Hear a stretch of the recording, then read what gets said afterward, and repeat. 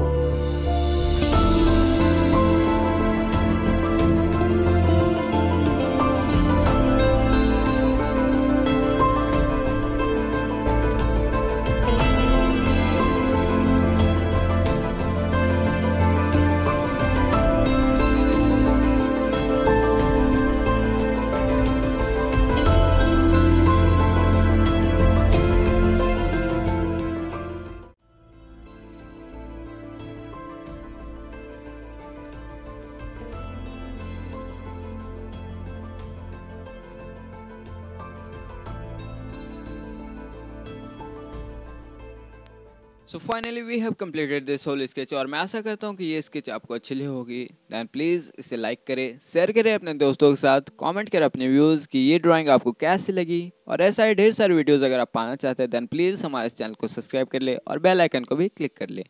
Thanks for watching. Jai Hind, Vande Mataram.